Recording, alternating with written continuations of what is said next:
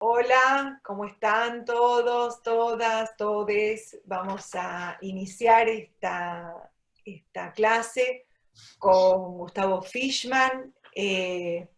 Con Gustavo nos une una amistad y un cariño de mucho tiempo, ya hemos compartido espacios sobre la movilización del conocimiento. Estaba viendo que hace alrededor de unos 5 años, también un mayo, Gustavo vino a dar en el instituto una charla sobre movilización del conocimiento en educación, que es el tema que vamos a tratar hoy.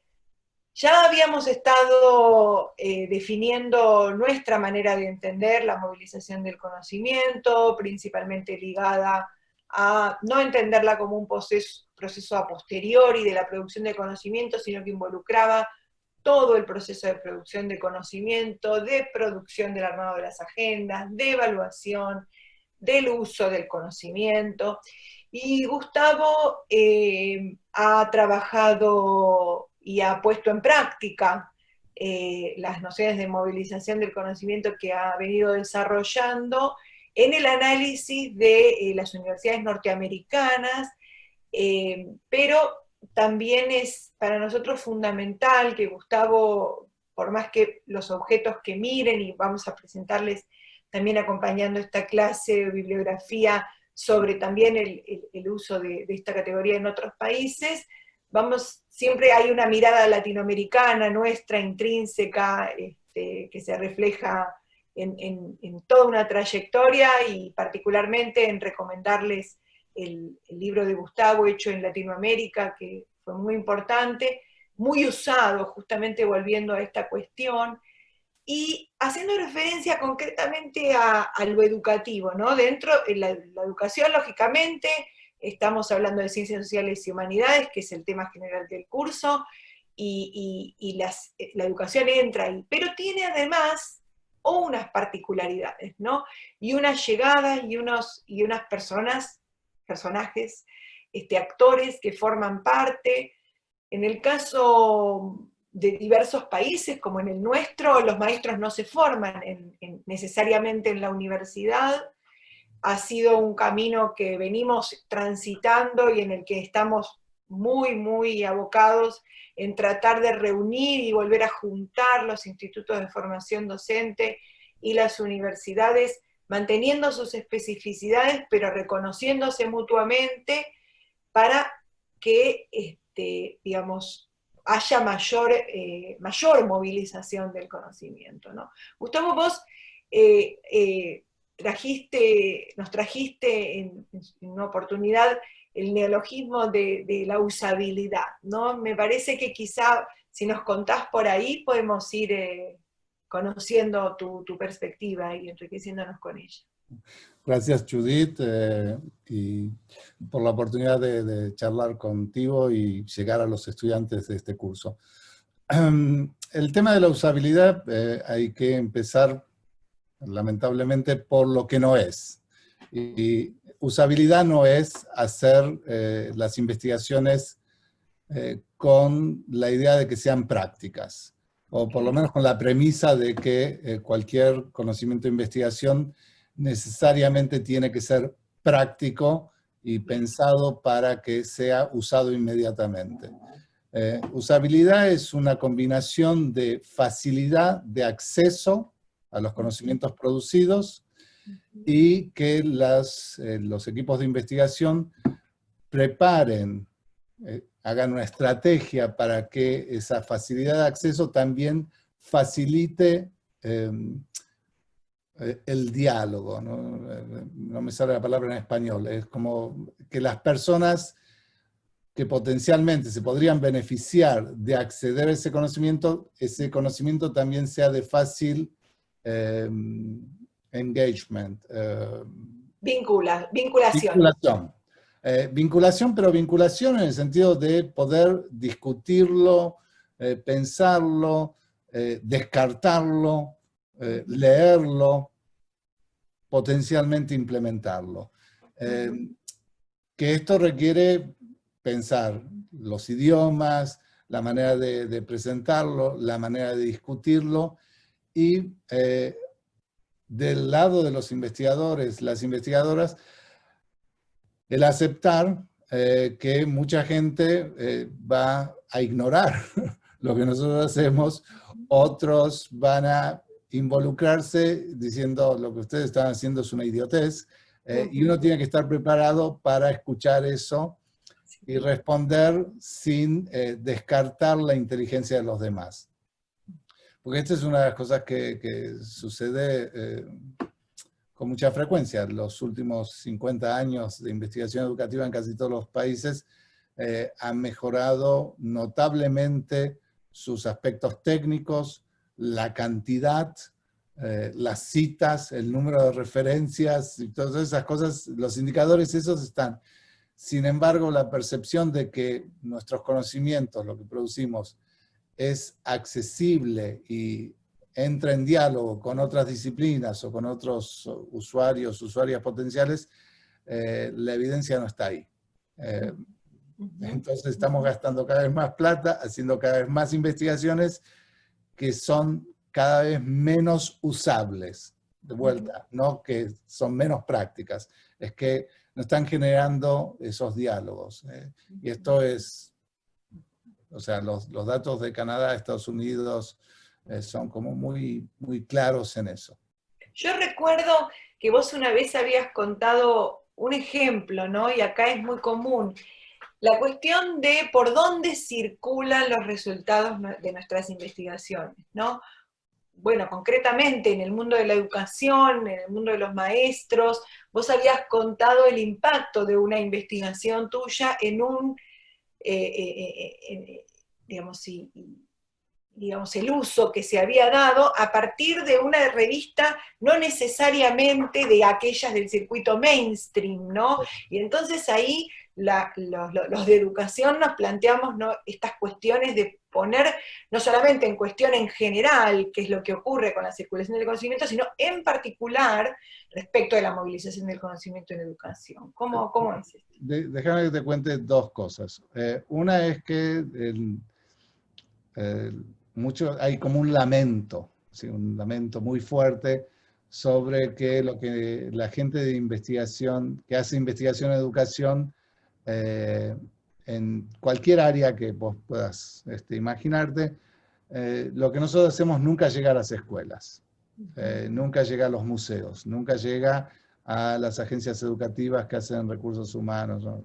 Eso es así como una cosa muy fuerte, un lamento muy fuerte, una crítica, es lamento y crítica, las dos cosas. Y en nuestra investigación lo que encontramos es que no, las cosas llegan. Lo que pasa es que hay un tiempo de llegada, ¿sí? La investigación en medicina, por ejemplo, está bastante bien medido cuánto se tarda del laboratorio al proceso de clínica, que es aproximadamente 8 o 10 años. Ahora con COVID-19, de COVID-19, seguramente las cosas se aceleran bastante, pero en términos generales este es el periodo. En educación también hay un periodo de transferencia. Lo que es muy lamentable es que ese proceso de transferencia, adaptabilidad, usabilidad, no está controlado ni mediado por nosotros. Esto lo hacen las compañías privadas, porque muchos de nosotros producimos, ponemos las cosas en acceso abierto, las dejamos ahí, y ahí termina nuestro trabajo. No tenemos ningún tipo de incentivo para poder trabajar con los otros. Las compañías privadas que producen materiales, libros de texto, consultorías, toman eso y lo venden sin ningún problema. O sea, nosotros encontramos que esos conocimientos que aparecían en las revistas de educación en 1990, en el 2000, estaban siendo transferidos como productos comerciales a las otras escuelas. Entonces, por un lado llegan, ¿sí? Pero llega pasado un tiempo y no mediado o no articulado por los productores y las productoras, que esto es un problema. El otro tema es así, como más cómico, si querés, irónico. Cuando yo me presenté al concurso de titularidad en la universidad en Estados Unidos. Yo había publicado 2 trabajos que tenían conceptualmente muchos paralelos, pero estaban escritos para públicos diferentes, y yo uno lo presenté en lo que era considerada en ese momento la revista más importante en inglés de Estados Unidos, que era la revista oficial de la Asociación Norteamericana de Investigación y Educación, que es una revista que le llegaba en ese momento a 15.000 personas, y el promedio de citas de un artículo en esa revista era 5 citas, una cosa así, más o menos. Okay. Pero era la revista más importante, sí. Sí, sí. Supuestamente medido en estas cosas.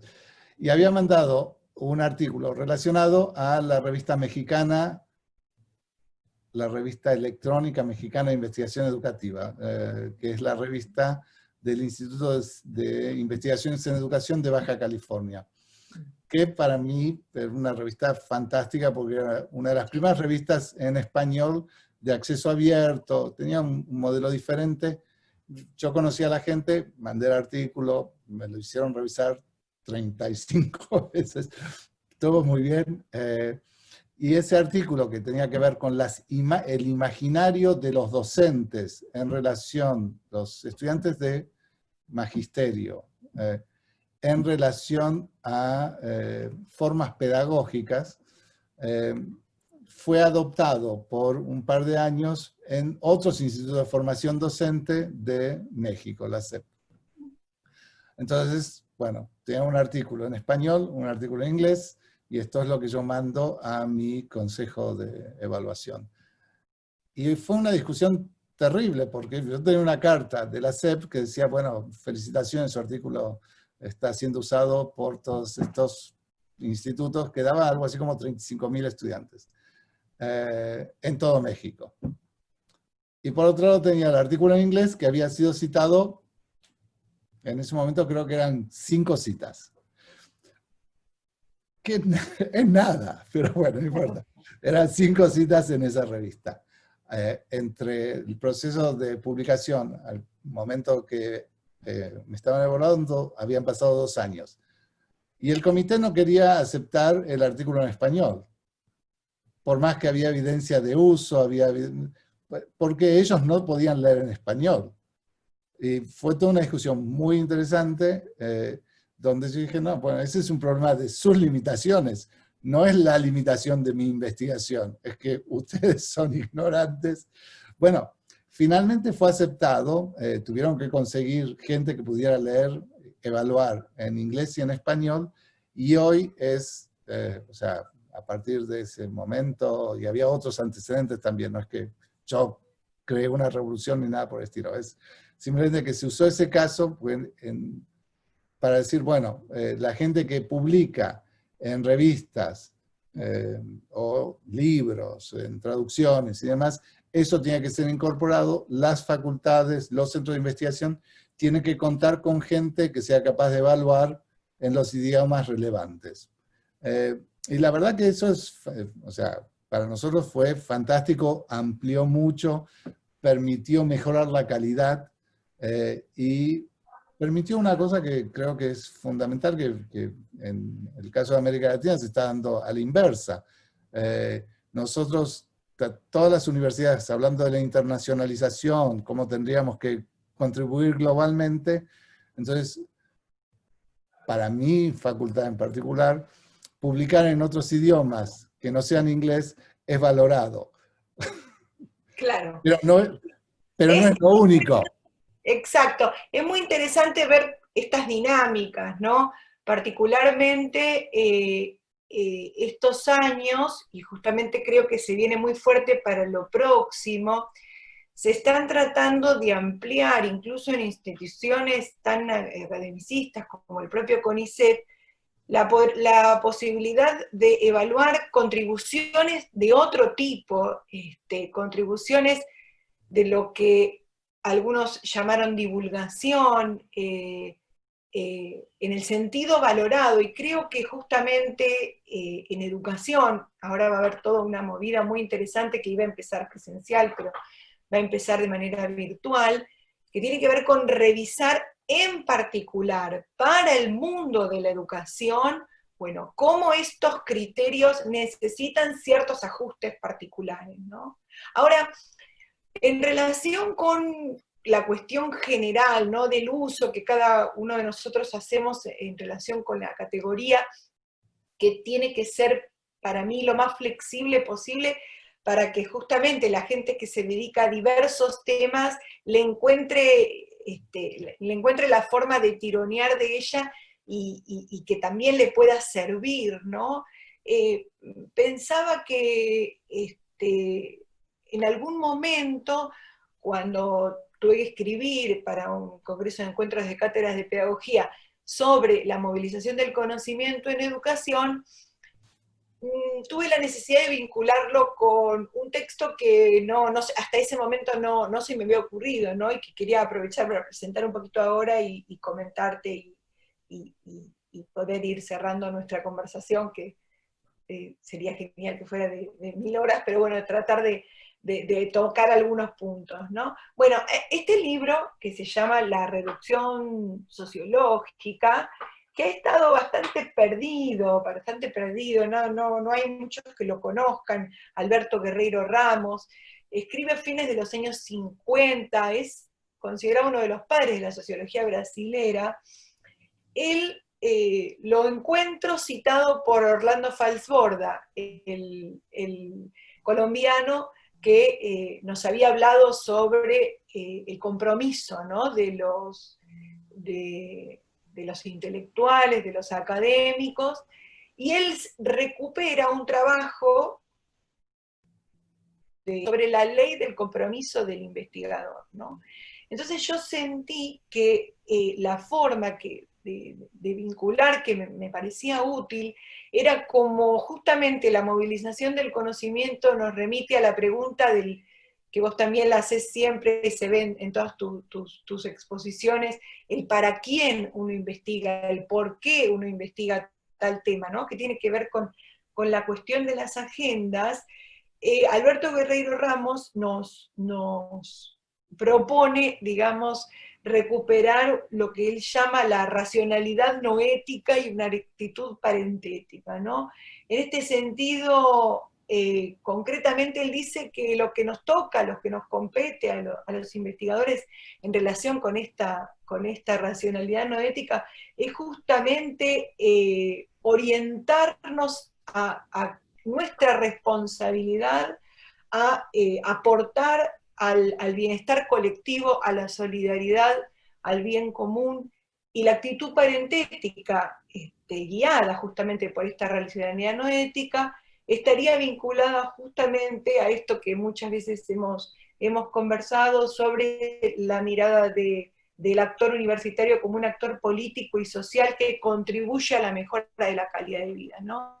En este sentido, también es, creo yo, la movilización del conocimiento una buena herramienta para pensar qué, por qué, y cómo hacemos para que llegue, y cómo hacemos para dialogar, no solo para que llegue como una vía unidireccional, sino para establecer ese diálogo con las mediaciones, con esta mirada de la pedagógica, digamos, de la ciencia práctica, como le llamaba Durkheim, como es teoría práctica, y bueno, y entonces estas particularidades, ¿no? Si querés contarnos algo más de la experiencia, de cómo ustedes lo han llevado a cabo, por ejemplo, en tu universidad, vamos con eso, cerrando este encuentro. Voy a hacer un desvío, pero voy a llegar a eso rápido.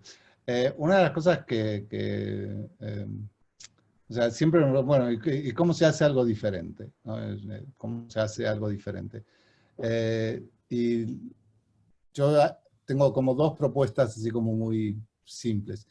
Una es que para todas las universidades de América Latina o del mundo entero que tienen gente que hace investigación en educación, que dejen de estar obsesionados por la indexación de las revistas o el factor de impacto y demás, porque eso es simplemente, en la analogía, tratar de evaluar un vino simplemente por la etiqueta o el color de la botella y nunca experimentar si ese vino te gusta o no. O sea, Pero vamos a pedir a los organismos evaluadores, ¿no? Porque ese es el problema.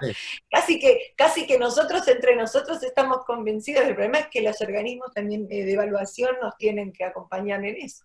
Y para eso nosotros tenemos que tener propuestas mejores. Entonces, Exacto. una de las propuestas que yo hago es que para el campo específico de investigación hay que mirar, en vez del factor de impacto, lo que yo llamo el factor de impacto freiriano, el Ajá, FIF. ajá. Si A ver. si Freire estuviera hoy queriendo entrar a un programa de posgrado en educación en Brasil, muy probablemente sería rechazado. Pues ya no pudo, ya en vida tampoco, tampoco. Pero, a ver, ¿no? ¿Publicó en revistas indexadas? No. Que publicaba libros y sus libros eran traducidos. En muchas universidades en América Latina las traducciones son descontadas porque es trabajo derivativo, no es trabajo original. Los libros muchas veces son descontados porque son ensayos y no investigación y demás.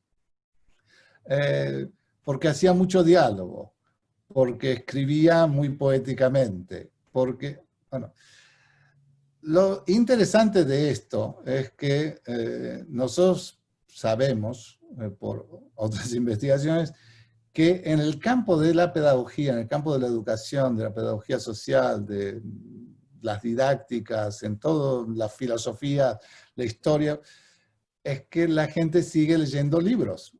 Y no solamente eso, los libros atraen más citas que los artículos. Ujú. Freire es, por un análisis de un colega que lo mira todo por Google Scholar, alguien hizo el Google Scholar de Freire después de que él estaba muerto. No sé. Top 10. Top. Es el número 3. Es el autor más citado, mucho más que Bourdieu, Foucault, Adler. Es realmente muy, muy impresionante. Y lo que es más citado son los libros. Y hay un montón de cosas que son muy interesantes. O sea, Freire escribe sobre la realidad local, pero sus diálogos con la realidad local muestran la posibilidad de diálogos en diferentes regiones. Entonces, ¿qué es lo que distinguió a Freire de otros autores, de otras autoras, de otros investigadores e investigadoras? Empecemos a mirar eso. Veamos qué cosas tienen impacto, usabilidad, relevancia, rigurosidad, y hagamos nuestros criterios de evaluación a partir de esto. Yo creo que esa es una cosa que se puede hacer. Va a ser más difícil que simplemente medir la supuesta relevancia de una revista a partir de un algoritmo. Sí, pero lo que estamos haciendo hoy es gastando un montón de dinero en evaluaciones que incentivan la producción de una ciencia poco relevante, muy repetitiva, muy derivativa, poco usable. La verdad, o sea, estamos gastando mucho dinero para evaluar algo que no está generando conocimientos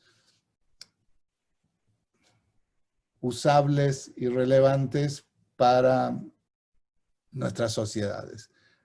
Claro, hay excepciones, hay un montón, pero en términos generales estamos yendo por otro. El segundo cosa práctica es que la movilización del conocimiento, no, la gente piensa que, yo hago estas propuestas, que todo recae en el investigador, la investigadora individual. Y la verdad que no es eso. La movilización de conocimiento es una responsabilidad institucional. Y no requiere inversiones gigantescas para producir resultados que favorecen la producción de un conocimiento orientado hacia el bien común, orientado hacia la resolución de problemas tanto teóricos, conceptuales, como prácticos o políticos. Lo que requiere es otro tipo de organización y la valorización de colegas que hacen trabajos que complementan nuestra tarea de producción del conocimiento. Nosotros hicimos nuestras carreras preparándonos para hacer buenas investigaciones. La movilización del conocimiento es parte del proceso de producción de conocimiento, pero requiere un equipo. Y como nosotros estamos siempre evaluados individualmente, también el trabajo en equipo está siendo interrumpido. Cuando vos pones, para una facultad, vos trabajás en la UBA, en el departamento, en la Facultad de Educación. Si la Facultad de Educación de la UBA tuviera un equipo de movilización del conocimiento que acompaña los diferentes investigadores individuales, es un equipo que acompaña a múltiples, la accesibilidad a los trabajos que ustedes tienen y la posibilidad de engagement, de diálogo, de involucramiento con esos trabajos sería muchísimo mayor. Con lo cual, la posibilidad de tener diálogos con otros actores y agencias y organismos relevantes y hacer investigaciones más complejas que atiendan estas necesidades complejas también aumentaría. Nosotros hicimos eso a nivel de la facultad, funcionó muy bien y ahora es parte de la universidad, si querés. Dejó de ser simplemente una iniciativa de la facultad y ahora es universitario. No es mandatorio, lo hace quien lo quiera hacer, pero siempre está hay como una especie de caja de herramientas donde vos podés acceder a esa caja de herramientas en cualquier momento y si quieres hacerlo, lo haces. La cantidad de podcasts, videos, proyectos de investigación participativa, investigación comunitaria, educación, investigación ciudadana. Bueno, todo eso se ha multiplicado en nuestra facultad muchísimo. Antes era como una cosa exótica. Ah, vos hacés investigación participativa, qué interesante. Y te dejaban ahí. Sí. Hoy es normal.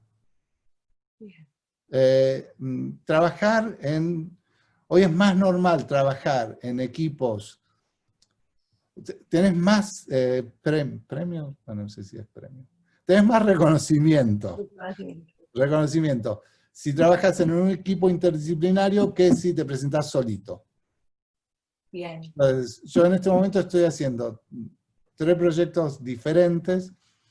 En uno con gente de ciencias de la computación y gente que hace de ciencias políticas, y yo. En el otro con un grupo de biólogos medioambientalistas, de estudios sobre el medio ambiente, y la gente de salud. Y en otro con gente de economía y estudios sobre liderazgo. Y en todos lo que tenemos que mostrar es, bueno, que esta integración de las disciplinas da cuenta de una parte, ¿sí?, de la realidad compleja que queremos estudiar. Todo empieza en estos días, o sea, la movilización del conocimiento empieza con dialogar entre diferentes actores para tratar de entender, bueno, a ver, este problema, ¿quién se va a beneficiar si nosotros hacemos esta investigación? ¿Qué problemas vamos a resolver? ¿Esto contribuye al bien común o no? O sea, y algunos son así tipo como prácticos, o sea, con la idea de que sea generar conocimientos prácticos para una comunidad que no ha tenido acceso, en el caso del medio ambiente, la comunidad latina en Arizona, en la región de estos grandes desiertos del suroeste norteamericano, casi no ha accedido, por diferentes medidas que tenemos, a los conocimientos sobre protección del medio ambiente, usos sustentables, están en desiertos, en el sentido de que no tienen acceso a frutas, verduras, y hay una serie de problemas que se relacionan entre la salud, el medio ambiente y demás. Y era como muy claro que las escuelas no estaban tomando en cuenta nada de esto. Entonces, a partir de una demanda de profesoras de una escuela, se armó este grupo y ahora estamos con este proyecto que tiene que ver con sustentabilidad y producción de comida, todo muy práctico Sí, sí, sí, sí. en las escuelas, pero bueno. Esa es la parte que me gusta de la porosidad, de nuestra mirada sobre, y la porosidad de la educación y de la ciencia de la educación, ¿no? Sí, entre las cuestiones disponibles y que derivadas de estos años de los vínculos, he podido trabajar con un geógrafo de Bahía, que ha trabajado la cuestión de la movilización del conocimiento en educación medioambiental en las sierras de Jiboya, o estoy trabajando ahora con alguien que está mirando desde trabajo social la cuestión de la movilización del conocimiento por el lado de la salud. Me parece que eso es lo lindo de nuestra forma de entender lo específico de lo educativo y lo poroso y lo positivo de la mirada interdisciplinaria, ¿no? Bueno, Gustavo, infinitas gracias por este tiempo y esta oportunidad, y bueno, estoy seguro que todos van a continuando con las lecturas, haber disfrutado mucho de este encuentro y haberse enriquecido con él. Buenísimo. Muchísimas gracias. Gracias a vos, besos, chao.